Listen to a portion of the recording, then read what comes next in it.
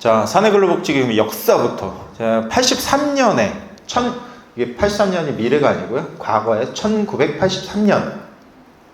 네, 1983년 근로의욕 향상을 통한 생산성 향상과 기업 경쟁력 강화를 위하여 고용노동부 지침에 의해 설치가 권장돼. 라고 해서 이때부터 이제 시작이 된 거예요. 그래서 최초 1991년 8월 10일 날 사내근로복지기금법 제정을 하면서 이때 첫 사내근로복지기금 설립이 됐습니다. 그리고 2010년에 근로복지기본법으로 통합을 했고요. 그 다음에 그 이후에는 공동근로복지기금도 설립을 할 수 있게 제도를 도입이 됐습니다. 결국에는 이 역사라는 건 뭐냐면 그냥 예전부터 있었다라는 거. 예전부터 우리가 어렸을 때 혹은 내가 태어나기 전부터 있었다라는 겁니다. 이게 사내근로복지기금이 갑자기 짠 하고 나타나서 유행을 한 게 아니라 원래부터 있었다라는 거고요. 그리고 이때는 대기업들은 다 필요에 의해서 하고 있었던 거예요. 그런데 왜 우리는 몰랐냐? 법이 최근에 개정이 됐기 때문이에요. 자, 사내근로복지기금은 여러 가지 세제 혜택이 있는데 법인세를 줄일 수가 있고요. 그리고 소득세를 줄일 수가 있고요. 그리고 건보료, 그리고 상속증여세를 줄일 수가 있는 비법의 기금입니다. 자, 사내근로복지기금이라는 건 뭐냐면 우리 회사에서 이제 운영을 하고 거기서 이익이 남죠. 그 이익을 가지고 우리 근로자분들의 복지를 위해서 설립을 하는 비영리법인입니다. 비영리법인이요. 그래서 어떤 영업활동을 하지 않는다라는 거예요. 비영리법인으로 설립이 되고요. 그리고 별도 법인으로 꼭 세워야 되나요? 네네, 맞습니다. 별도의 비영리법인입니다. 없습니다. 네, 비영리 법인으로 설립을 해야 된다는 거. 그리고 사내근로복지기금이라는 거는 이제 근로자의 복지를 위해서잖아요. 그럼 근로자의 복지를 해주려면 돈이 있어야겠죠. 그래서 돈이 있어야 되는데 어떻게 조성을 하느냐, 그 기금을. 그러면 이거는 예전에 이제 국민연금공단에서 이제 공기업에서 제정했던 법들이고요. 요거 보시면 됩니다. 요거 2번. 임의로 재산을 출연할 수 있다. 그러니까 어떠한 기준이 없어요. 어떠한 기준이 없고 그냥 내 마음대로. 그러니까 오늘 세미나 들으시는 대표님들은 좀 더 쉽게 이해를 하셔야 되니까 제가 실제 상담할 때처럼 말씀드리는 거예요. 내 마음대로 출연을 할 수가 있고, 이게 가장 중요한 대목이에요. 어떠한 재산이라도 출연할 수가 있다. 어떠한 재산이라도. 그게 부동산, 채권, 주식, 이런 것들을 사내근로복지기금에다가 출연을 할 수가 있어요. 그래서 야, 출연이 뭐냐? 라고 했을 때 출연이라는 거는 우리가 예전 표현으로 하면 기부. 그러니까 어떤 재산이라도 사내근로복지기금에 기부를 할 수 있다. 근데 지금은 단어가 출연이라는 걸로 바뀌었기 때문에 제가 출연이라는 걸로 쓰는 거고요. 그 다음에 사내근로복지기금은 이 표만 이해하시면 80%는 이해하십니다.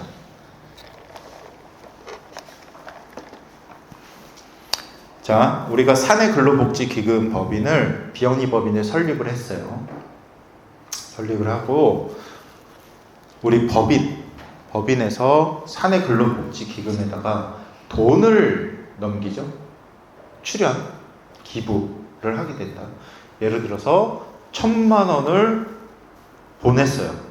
그러면 법인에서는 100% 비용 처리를 합니다. 100% 비용 처리. 자, 그러면 우리가 일반적으로 아까 그 지배구조 설명을 할 때 법인으로 무언가를 증여를 하거나 하게 되면 법인세를 내야 된다라고 말씀드렸잖아요. 그런데 우리는 이 비영리 법인 같은 경우에는 받는 모든 재산에 대해서 세금이 없습니다.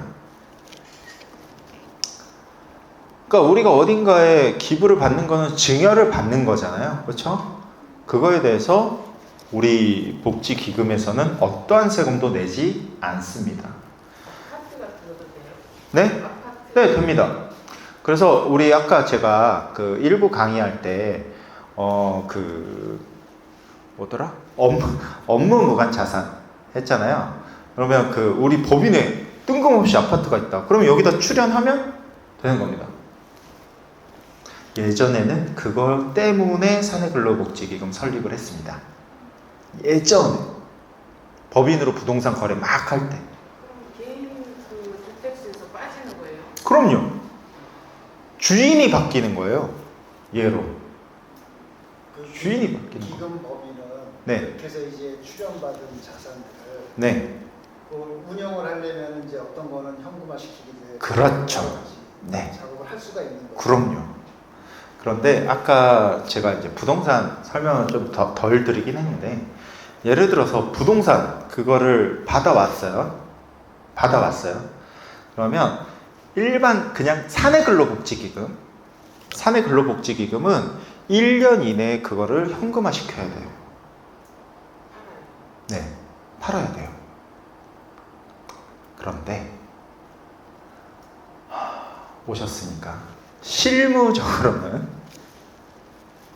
법인에서 아파트를 가지고 있다가 넘겼어요. 여기까지 똑같죠? 팔아야 되잖아요. 팔려고 내놨어요. 안 팔리면 어떻게 될까요? 안 팔릴 수도 있잖아요. 안 팔리면 그냥 안 팔리면 안 팔리는 거예요. 팔려고 노력이라는 걸 했잖아요. 일단 여기저기 내놓고 그거면 됩니다. 그러면 보유할 수 있다. 실무적으로 그런 거예요. 근데 팔려고는 해야 돼요. 원래 그 예전에 이걸 많이 했었어요. 업무 무관 비율 때문에. 예전에 개인 건 안 되고 개인 것도 돼요. 개인 것도 돼요. 개인 거를 법인에 넘겨갖고 이렇게 기부를 내는 뭐 그럴 수도 있고요. 그냥 개인 거로 여기다 넣을 수도 있고요. 어떤 재산이라도 다 할 수가 있습니다. 자산도 바뀌는 거죠. 주인이 기금으로 바뀌는 거예요. 대표님은 거기에 대한 재산에 대한 나의 권리 행사를 이제 할 수가 없어지는 거죠. 기부하는 거니까요. 쉽게 설명드리면 쉽게. 자, 그러면 그냥 우리가 이제 부동산은 처리를 해야 되니까 어렵잖아요. 우리가 현금을 넘겨볼게요. 1억 원을 넘겼어요. 그럼 1억 원의 비용 처리가 일어나죠. 그럼 여기에 현금이 지금 통장에 1억이 들어와 있는 거잖아요. 그렇죠? 1억이 들어와 있다. 그러면 여기서 우리 근로자분들한테 이제 복지를 해주는 거예요. 복지. 여러 가지 복지가 있겠죠. 그러면 근로자는 어떠한 세금을 내냐? 세금이 없다. 사내근로복지기금에서 받는 모든 자금에 대해서는 세금이 없다. 받을 수 있는 게 뭐죠? 여러 가지 있습니다. 네, 뒷부분에 말씀드릴 거예요. 복지에 해당하는 모든 것들을 받았을 때, 근로자가 받았을 때 정확히, 이거는 정확히 좀 설명을 드려야 돼요. 사내근로복지기금에서 근로자가 받는 모든 자금은 증여입니다. 증여. 소득이 안 잡혀요. 애초에 소득이 아니라 증여인데 복지기금에서 받는 모든 증여는 증여세가 비과세예요. 그래서 세금이 없는 겁니다. 그래서 세금이 없는 거예요. 소득세를 공제해 주는 게 아니고 애초에 증여인데 증여세가 비과세라는 거예요. 그러니까 당연히 4대 보험이 안 올라가고 임금을 보존해 줄 수 있는 그런 상황을 만들 수가 있는 거죠. 개인 사업자 중에서는 병원 원장님들이 가장 혜택을 많이 보고요.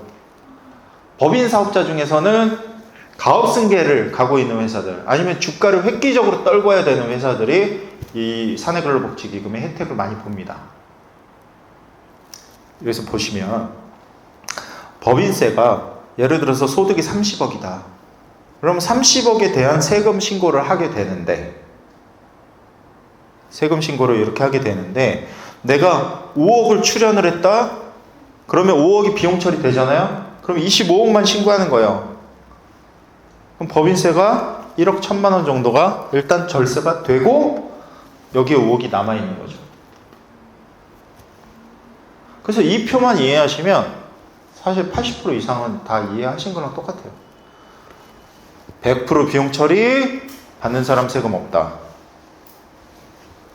끝이에요, 이게 사실. 근데 그 다음에는 이제 운영에 대한 디테일인 거지, 구조는 이게 끝이에요. 그리고 제가 정확히 설명드릴게요. 사내근로복지기금은요, 대표님들이 공부만 하시면 설립은 하실 수 있어요. 운영이 안 되는 거지. 그래서 설립문의 많이 주시거든요. 저 설립은 따로 하지 않습니다, 이래요. 그거는 뭐 회사 정관에 들어가야 되나요? 어떻게 되는 거죠? 아니요, 모든 서류가 여기에 맞게 세팅이 돼야 돼요. 그래서 공부를 하셔야 만들 수 있다라고 말씀드린 거예요. 이사회 의사로부터 해가지고 그 사내근로복지기금의 정관 새롭게 만들어야 되고, 여러 가지 규정들, 그리고 신청서 뭐 등등등, 복지기금에 맞는 정관과 이런 서류들. 그래서 공부를 안 하면 못 만들어요, 절대로. 네, 법인은 법무사한테 가서 띡 만들어주세요 하면 만들잖아요. 이건 법무사한테 가서도 안 되는 거예요. 좀 아는 사람들이 해야 되는 거야. 자, 그럼 요거 이해하셨죠? 그러니까 임금 보장의 기능이 좀 있는 상황이면 사실 직원들이 좀 퇴직률이 좀 줄어들겠죠, 아무래도. 예, 그것 때문에 만드는 거예요, 사실. 복지? 제가 대표님들한테 늘 그래요. 저의 속마음은, 네, 가업승계를 해야 되니까 주가를 획기적으로 반으로 떨구는 작업을 하는데, 마음속으로는, 겉으로는 저는 어떻게 말씀드리냐면, 대표님, 복지기금은요, 근로자를 위해서 복지에 쓰셔야 합니다라고 말을 해요. 그게 대표님들은 그렇게 해야 되니까. 저는 어떠한 전략을 쓰더라도 대표님들 스스로는 근로자애들 뭐 제 생일이니까 5만 원 줘야지, 제 아들 이번에 뭐 어디 대학교 갔으니까 500만 원 줘야지, 이런 것들 실제로 복지를 해주라는 거죠. 여기서 해당되는 근로자의 범위는 어떻게 되나요? 그거 이따 설명드리겠지만 우리 회사에 관련된 모든 분들입니다. 만약에 회사에 근무하고 있는 사람도 해당되지만 퇴직자는 안 됩니다. 우리 회사는 관련이 없잖아요. 퇴직하는 순간. 그렇죠? 그래서 제가 정확히 표현해 드리는 거예요. 우리 회사랑 관련이 있는 사람, 현재. 자, 이게 왜 이제 많이 못 들어보시고 처음 들어보신 분도 있고, 이게 정확히 모르시는 분들이 있다 보니까, 제가 저희 연구소에서 사내근로복지기금을 가장 많이 하고, 저희 연구소에 사내근로복지기금 문의가 들어오면 무조건 제가 가는 이유가 있어요. 제가 가장 많이 했기 때문에 그래요. 근데 이거를 왜 잘 모르냐 라고 했을 때, 법인세법 시행령 제19조, 이게 예전에는 사내근로복지기금에 출연하는 모든 자금들이 지정기부금이었어요. 기부금, 그러니까 10%밖에 공제가 안 되는 거예요, 예전에는. 근데 이게 법이 2021년 2월 17일 날 법이 개정이 됐습니다. 출연금으로 이름이 바뀌면서 100% 비용 처리를 할 수 있게 법이 개정이 된 겁니다. 그러니까 아마 여기서 계신 대표님들이나 뭐 외부에 마찬가지겠지만, 아마도 21년 이후부터 이 사내근로복지기금을 많이 들어보셨을 거예요. 네. 저희는 그전에도 아까 말씀드렸던 것처럼 업무무관 비율 때문에 그 토지나 임대용 부동산을 출연하기 위해서, 가업승계 증여 특례를 받기 위해서 이런 것들을 예전부터 해왔지만 많이 들어보셨던 거는 2021년. 그래서 기금법인이 아까 비용 얘기하라고 했지만 네, 뭔가를 직원들한테 뭐 혜택을 주기 위해서는 여기 그 돈을 운영을 해야 될 거 아니에요. 네. 그러면 이게 비용이가 아니라 영리 기업이 그렇게 따로 운영을 할 수 있는 게 불법이라고 법으로 정해져 있습니다. 네, 주식 투자라도 절대 할 수 없고요. 그럼 네, 오로지 이자 혹은 배당, 이자가 네, 이런 것만 할 수 있어요. 투자는 절대 할 수 없어요. 여기서 사회 유출이 안 돼요. 돈 자체가. 네, 그건 안 되게 되어 있어. 그리고 개인 사업자도 마찬가지로 소득세법 시행령이 바뀌면서 100% 비용 처리하게 바뀌었고, 그럼 아까 이제 수혜 대상 아까 물어보셨잖아요. 재직 중인 근로자, 사실상 근로자인 임원, 계약직, 아르바이트, 임시직, 현장직 근로자, 이게 다 혜택을 받을 수가 있는 거고, 퇴직한 사람 안 되고 등기 임원 안 됩니다. 이것만 기억하시면 돼요. 등기 임원 안 된다. 당연히 우리 회사에서 나간 놈한테 왜 혜택을 줘요? 그거는 대표자의 배임 횡령이죠. 그렇죠? 그리고 도급업체 근로자, 파견 근로자, 그리고 근로자의 배우자 앤 가족, 정관의 규정이 있으면 다 혜택을 줄 수가 있어요. 그러니까 제가 어디 회사의 근로자다 그러면은 그 회사에서 저희 가족들 건강검진 할 겁니다, 대표님. 그랬더니 그래, 그러면 사내근로복지기금에서 좀 지원해 줄게, 가족들 다 건강검진 받아 해갖고 1인당 50만 원씩 해가지고 250만 원 딱 준다. 그건 다 되는 겁니다. 정관 규정이 있으면. 야, 그러면 주주들한테는 안 되는 주주 관계없어요. 자, 정확하게 표현해서 말씀드릴게요. 안 되는 사람만 알면 되잖아요. 그렇죠? 일단은 우리 회사랑 지금 현재 관련이 있는 사람은 다 되는 거고, 그 중에 안 되는 사람이 누구냐? 등기임원. 우리 본 법인의 등기임원. 그분들을 빼고는 전부 혜택을 받을 수 있습니다. 주주랑 관계없어요. 주주랑 아무 관계 없습니다. 자, 복지기금의 사업 범위라고 하는데, 복지기금은 사실 아까 그 출연하고 비용 처리하고 주는데 세금 없고 이거 알면 끝난다고 했잖아요. 나머지 20%는 이거예요.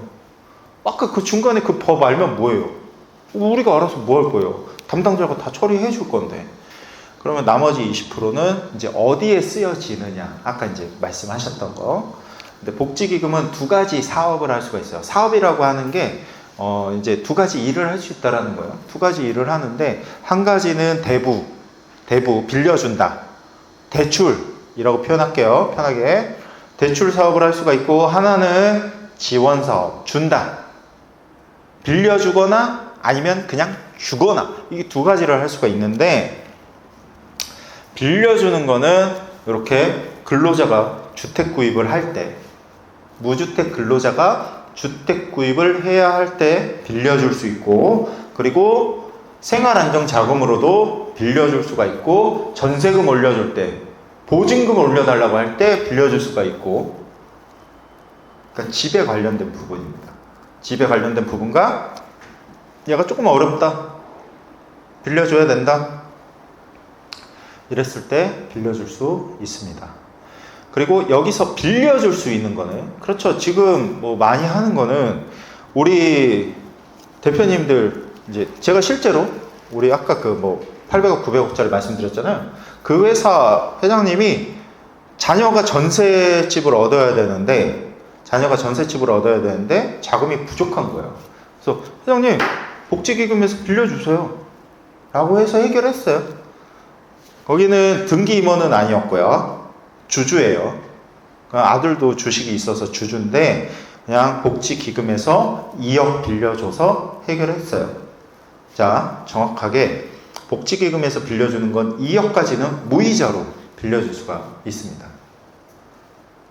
2억까지는 무이자로 빌려줄 수가 있습니다. 근데 예를 들어서 회사가 A, B, C가 있어요.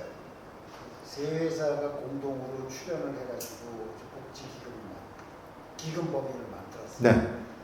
근데 세 회사가 출연한 금액들이나 뭐 이런 것들이 달라.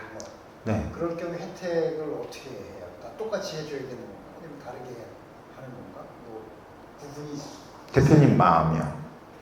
그건 그 복지기금법인에서 정하게 나누는 거예요? 대표님 마음이요. 네. 대표님 마음이요. 자, 공동근로복지기금은 이따 설명드리겠지만 예를 들어서 세 개 회사가 하나의 기금을 설립을 했다. 근데 대부분 이게 그러니까 외부에서 컨설팅을 잘못 받은 회사들 좀 예시를 들어보면 예를 들어서 우리 이용수 대표님하고 박용희 대표님하고 오 복지기금 좋은데 우리 같이 만들어보죠 해가지고 딱 두 분이서 만드셨어요. 그걸 제대로 쓸 수 있을까요? 그 돈들을? 못 써요. 절대 불가능해. 그리고 나라에서 지원해준다고 그렇게 컨설팅하고 다니는 애들이 있어요. 나라에서 지원? 못 받아요. 그리고 나라에서 단돈 10원이라도 지원받는 순간 나라에 이 법인이 없어질 때까지 정확하게 보고해야 돼요. 성실신고라고 하죠, 그걸. 그래서 그건 어렵고 이제 그렇게 말씀해 주신 관점에서 제가 설명을 드리면 대표님 회사가 이제 한 3개가 있다. 내 회사가 3개가 있다. 그런데 3개의 회사가 이익이 다 많이 나진 않을 거잖아요. 어떤 데는 많을 수도 있고 어떤 데는 적을 수도 있고 그렇죠? 3개 회사가 하나의 기금을 만들었어요. 그러면 이익이 많이 나는 회사는 법인세가 많이 나오니까 당연히 비용 처리가 필요하겠죠. 그랬을 때 그 이익이 많이 나는 회사에서 출연을 하고 얘네 나머지 2개 회사는 출연을 하던 안 하던 자유예요. 출연하는 거는. 근데 쓰는 거는 대표님 마음이라고 했죠, 제가. 그냥 모든 그 세계 회사의 모든 근로자에게 다 지원을 해줄 수가 있어요. 그러니까 내가 출연을 해도 안 해도 다 혜택은 똑같이 받을 수 있다라는 거. 그러니까 이거를 뭐 나눠서 받는다? 이런 경우는 제가 관리하고 있는 기금 중에 딱 한 곳 있어요. 요양병원 2개가 이것도 둘이 남인데 컨설팅 비용 아깝다고 둘이 합심해갖고 만들어가지고 지금 자기 거 넣고 빼고 하느라고 지금 매번 골머리 썩고 있죠. 그러니까 보통 이제 내 회사일 때 공동으로 만든다. 타사랑은 만들지 않는다. 나중에 그 회사가 폐업을 하거나 뭐 인수합병이 되거나 이러면 또 이제 골첩하시는 거예요. 자, 그러면 우리가 대부 사업이라는 걸 다 말씀드렸고, 그다음에 줄 수 있는 게 우리 사주. 우리 사주는 당연히 우리 기업이 상장을 할 때 이렇게 우리 사주 구입비 지원을 해줄 수가 있고, 근로자의 날 행사 지원해 줄 수 있고요. 우리 실제 그 회사의 근로자분들이 학원 다닐 수 있잖아요. 그런 것들 다 지원해 줄 수가 있고, 동호회 운영비, 그 다음에 가장 우리가 복지기금 운영하면서 가장 많이 쓰는 게 체육활동 지원. 체육활동 지원이라는 게 우리가 골프, 헬스, 뭐 필라테스, 테니스 뭐 이런 것들 우리가 배운다. 근로자가 다닌다. 예를 들어서 근로자가 헬스장을 다닌다. 그럼 그런 비용도 다 복지기금에서 지원을 해줄 수가 있는 거고, 그리고 좀 더 나아가서는 이것도 이제 판결이 끝난 건데 골프채도 사줄 수가 있다. 복지기금에서. 체육활동 지원이에요. 그게 체육활동 지원. 그리고 근로자의 장학금 줄 수 있고, 그 다음에 체육활동비 다음으로 많이 쓰여지는 게 문화활동비 지원이에요. 연극, 영화, 뭐 뮤지컬, 뭐 축구, 야구, 게임, 뭐 책 사는 거, 상품권 이런 것들 다 지원해 줄 수 있어요. 그러니까 우리가 사내근로복지기금을 실제로 활용을 하면 근로자한테 줄 수 있는 항목들이 뭐가 그렇게 많겠어요. 대부분 체육활동비 혹은 문화활동비 이걸로 지급 명목을 많이 잡아요.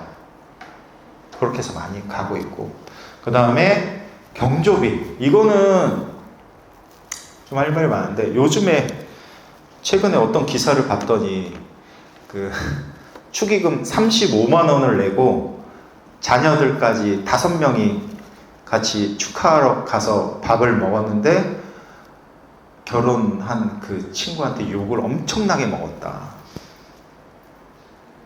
35만 원 내고 밥을 5명이 먹으러 왔다라는 이유 그런 뭐 친구야 그게. 그런데 우리가 개인이든 법인이든 경조 비용을 처리를 할 때 한 사람당 얼마까지죠? 20만 원까지 처리하잖아요. 복지기금에서 나가는 축의금, 조의금은 한도 없습니다. 그래서 내 자녀가 결혼을 한다? 그러면은 복지기금에서 뭐 한 1,000만 원 정도 탁 내는 거죠. 너무 좋지 않아요? 그리고 근로자가 사망했을 때 위로금 줄 수 있고 재난구호금이라고 해서 요즘에는 좀 뭐 덜하겠지만 특히 강남 같은 경우에는 지하실에 물 많이 들어오거든요. 홍수 날 정도로. 그럴 때 그런 거 지원해 줄 수 있고, 물론 이제 동사무소 가면 지원해 줘요. 근데 회사에서도 지원을 해줄 수 있다라는 거고, 새마을금고 출자금, 그 다음에 많이 쓰는 거 자녀 학원비.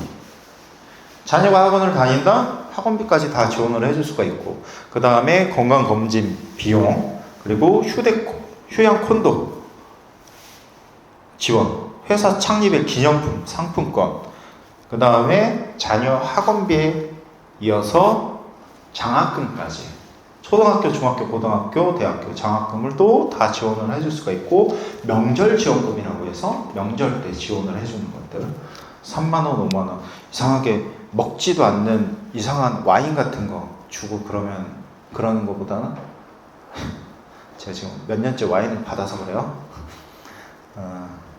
그거보다는 차라리 돈 3만원 주는 게 낫다라는 거예요.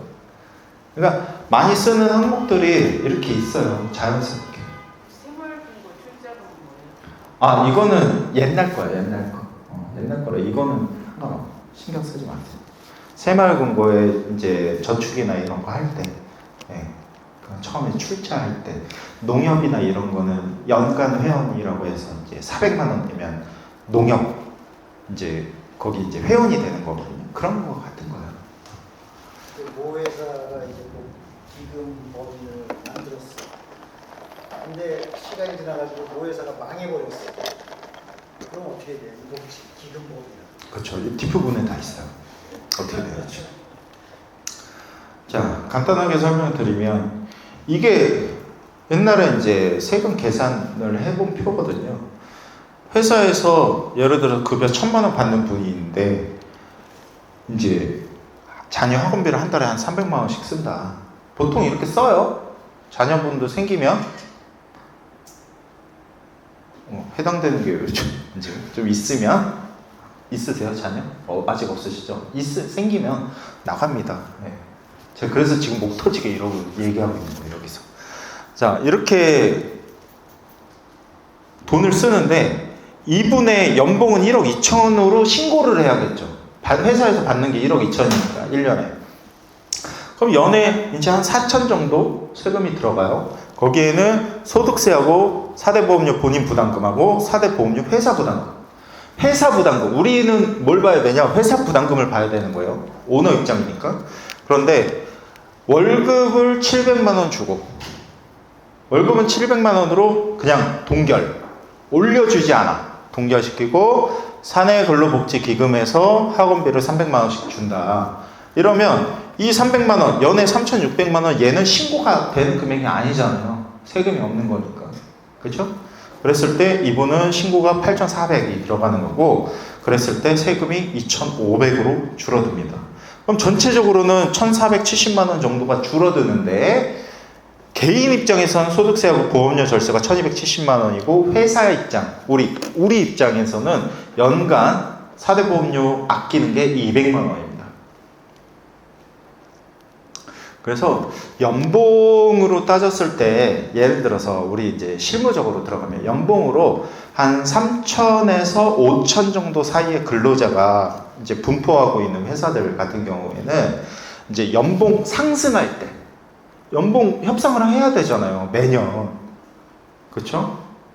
연봉 협상을 할 때 그 올려줘야 되는 금액을 복지기금에서 준다라고 했을 때 대략적으로 3천에서 5천 사이에 이런 분들이 한 10분 정도 있다. 10분 정도. 그러면 그 올려주는 금액을 복지기금에서 주기로 다 전부 10명 다 합의를 했다라고 하면 우리 대표님들 입장에서 1년간 절세되는 4대 보험료는 약 1,000만 원 정도 됩니다. 그러면 이 절세되는 금액 1,000만 원 가지고 뭘 할 거예요? 뭐 했으면 좋겠어요? 네? 1,000만 원씩 절세가 돼요. 좀 예전보다 1,000만 원씩 더 남아 돈이. 네. 그쵸? 1,000만 원으로 우리 그 직원분들 1년에 10만 원씩 더 주세요. 그래봤자 100만 원이에요. 10명이면. 그러면 도망 안 갑니다. 네. 그러면 퇴사율이 적어지는 거예요. 그래서 복지라는 거예요. 줄어드는, 내가 덜 내는 세금으로 복지를 단돈 5만 원, 10만 원을 더 해주자. 이해 안 가시죠? 1년에 10만 원 그거 갖다가 아니요. 근로자들은 눈 뒤집어져요. 10만 원이면. 이게 오너와 그 근로자들의 마인드 차이거든요. 10만 원이면 됩니다. 실질적으로. 복지기금에서 지급되는 그거를 근로자의 급여 명세표에다가 넣을 수가 있어요. 복지금이라고 그러죠. 지금. 네. 자, 그래서 이게 예전부터 이렇게 있었다라고 하는 게 경동제약 보시면 제가 이제 사내근로복지기금 제일 많이 활용하는 게 자사주예요. 자사주를 많이 활용을 하는데 2015년, 뭐 17년, 18년, 19년 이렇게 쭉 있죠. 대기업들은 이렇게 하고 있어요. 예전부터. 그 법이 바뀌기 전부터. 왜냐? 얘네들은요 10% 공제만 받아도 세금이 줄어드는 게 어차피 복지해 줄 거니까. 그렇죠? 자, 그러면 복지기금을 어떻게 활용을 하느냐 라고 하면, 자, 사내근로복지기금에서 우리가 처음에 1강에서 말씀드렸던 지배구조랑 연결해서 말씀드리면, 복지기금에 주식을 출연하는 이유는 한 가지예요. 주식을 처리해야 할 때, 주식을 소각시켜야 할 때, 주식을 처리해야 할 때 주식을 출연을 해야 되는데, 주식을 출연하는 방법은 두 가지예요. 자, 다이렉트로 출연. 다이렉트로. 내가 가진 거 그냥 다이렉트로 출연. 예. 국회의원분들은 재산신고 전에도 출연 많이 해요. 자기 재산 줄이려고. 그냥 기부하는 거예요. 실제로 기부. 그 다음에 두 번째. 저는 이 전략을 많이 쓰는데, 내가 가진 주식을 우리 법인에다가 팔고 그 다음에 출연을 하는 거예요. 내가 가진 주식을 법인에다가 팔았어요. 아까 제가 양도세 내면 된다라고 했잖아요. 자사주를 했을 때 보통 이제 지방세 포함해서 22%에서 27.5%의 세금을 내게 되는데, 자, 양도를 한 다음에, 그러면 양도를 했어요. 그럼 주식이 누구 거가 되죠? 법인 거. 법인에서 내가 가지고 있는 주식을 복지기금에 출연을 한다? 100% 비용 처리. 100% 비용 처리. 자, 그러면 이런 거예요. 내가 팔고 출연했어요. 자, 아까 우리 대표님 말씀하신 것처럼 현금화 시켜야 되잖아요. 어떻게 현금화 시킬까요? 다시 법인에 팔아요. 다시 법인에 팝니다. 자, 출연 받았지만 현금화 시켜야 되기 때문에 이걸 현금화 시키려고 다시 법인에다가 팔고 현금을 받는 겁니다. 그래서 재원을 쓰는 거예요.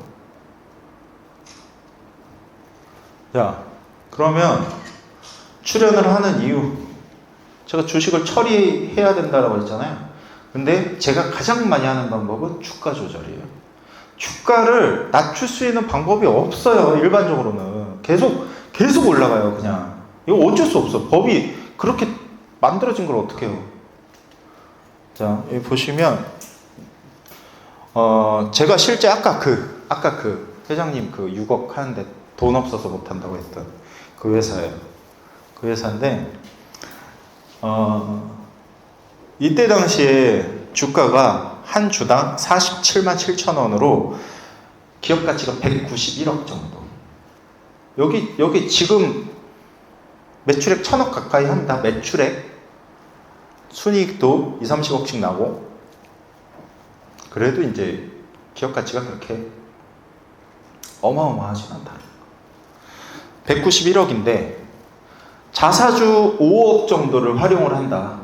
5억 정도 활용을 하게 되면 기업 가치가 174억으로 떨어지고요. 그리고 15억을 하게 된다. 140억까지 떨어집니다. 주가가. 이렇게 순이익이 높은 회사들은 주가를 이런 식으로 떨구는 거예요. 그 다음에 극단적으로 30억까지 하게 된다 라고 하게 되면 89억까지 떨어집니다. 그래서 제가 제안을 드렸던 거는 15억을 자사주에서 한 3억 8천 정도 세금 내고 출연해서 비용 처리 하자. 그럼 실질적으로 납부하는 거는 얼마 안 된다 라는 거고, 복지기금이 가져가는 지분율은 7.85% 정도. 7.85% 정도. 그래서 결론적으로는 상증세를 비교를 해보면, 예를 들어서 아까 그 주식을 이제 상속에서 증여든 하게 된다라고 하면 원래 이제 87억 정도 세금이 나오는 거예요. 그러니까 이 정도만 돼도 이 정도의 이 말도 안 되는 세금이 나오는 거예요. 어쩔 수 없어요. 나오는데 진짜 극단적으로 솔루션을 밟았을 때는 38억까지 세금이 떨어진다는 거예요. 그리고 증여 특례를 했을 때 더 떨어지고요. 당연히. 그래서 이렇게 해서 솔루션을 밟아갈 수가 있고요. 사내근로복지기금에서 여러 가지 의료비, 부모님 요양비, 장례비 이런 것들 시행세칙으로 정해놓고 이렇게 이제 한도 내로 다 할 수가 있고요. 그리고 사내근로복지기금을 정리하는 거는 현금 출납부만 작성하시면 됩니다. 네.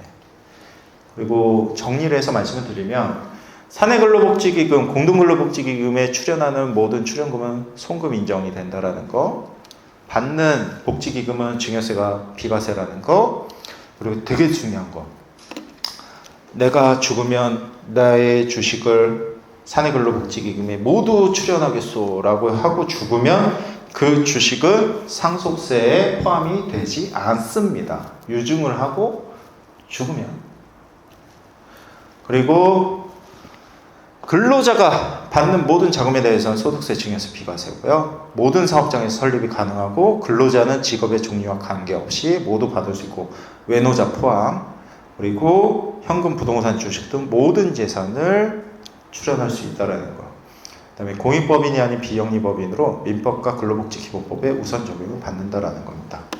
그리고 이제 회사가 망했어요. 망해가지고 없애야 된다 라고 하게 되면 첫 번째로 거기에 이제 기금에 돈이 남아있으면 지급되지 않은 임금은 이제 월급하고 퇴직금을 다 포함해서 말하는 겁니다. 그래서 그걸 우선적으로 지급을 하고 그래도 돈이 남았다 라고 하게 되면 국가기속입니다. 그런데 아까 제가 처음에 힌트 드렸어요. 대부라는 게 있다고. 그래서 대부했던 금액을 만약에 못 돌려받는다 그러면 빌려간 사람이 나중에 증여세만 내면 끝납니다. 자, 여러 가지 이런 질문들이 있는데 이거는 시간 관계상 넘어가고요. 저희는 사내근로복지금 프로세스가 설립부터 운영, 기장, 노동부 신고까지 저희가 다 도움을 드리고 있습니다. 그래서 이것도 비영리법인이기 때문에 매년 3월 달에 노동부에 신고를 해야 돼요. 노동부 관할이기 때문에. 그래서 노동부에 신고하는 것까지 저희가 다 도와드리고 있고요. 자, 이제는 복지는 선택이 아니라 필수라는 거. 그걸 좀 염두에 두시고, 내가 이제 주가 인하 전략이 필요하다거나, 아니면 내가 가지고 있는 뭐 업무 보관 자산이라든가, 이런 게 필요하고, 아니면 우리 근로자들이 좀 오랫동안 다니게 하고 싶다. 라고 했을 때는 이 사내근로복지기금을 좀 설립을 하고 고려해 보시는 게 좋을 것 같습니다. 기금 법인도 법인이잖아요. 네. 그래서 거기도 그러면 대표이사, 뭐 이사회, 임원, 뭐 직원 이렇게 다 구성이 돼야 되나요? 정확히 위원회 구성은 사용자 측 2명, 근로자 측 2명 이렇게 동수로 구성을 해야 됩니다. 그래서 그 부분은 실질적으로 이제 설립을 하시게 되면 보통은 사용자 측, 경영인 측에서는 이제 등기 임원분들이 들어가고요. 근로자 측에서는 우리 자녀분들, 실제 일하고 있는 자녀분들이나 배우자 뭐 이렇게 해서 설립을 하게 됩니다. 그래서 그것도 보통 이제 가족이 구성원으로 많이 설립을 하고 있죠. 네. 자, 오늘 비도 오는데 날씨도 굽고 여러 가지 상황이 안 좋은 상태에서 2부 강의까지 들어주시느라 너무 고생하셨고요. 혹시 그 지배구조 개선 전략이나 사내근로복지기금 관련해서 좀 더 상담이 필요하신 대표님들은 상담 신청 남겨주시면 도움 드릴 수 있도록 하겠습니다. 자, 오늘 시간 관계상 여기까지 할 거고요. 8월 달에 미리 좀 말씀드릴게요. 8월 달 세미나는 내년도 개정세법에 대해서 전략을 어떻게 가져가야 될지 저희가 연구해서 세미나를 계획하고 있습니다. 개정세법은 아마 다음 주 정도에 나올 거로 예상이 됩니다. 일단 혹시라도 지금 뭐 강의장 시간 관계상 혹시라도 질문 있으시면 끝나고 좀 나가서 저한테 질문 주시면 좋을 것 같고요. 오늘 강의 끝까지 들어주시느라 너무 고생하셨습니다. 8월달 세미나 때 꼭 오셔서 좋은 정보 얻어가시기 바라겠습니다. 정의기업연구소의 서진우 본부장이었습니다. 감사합니다.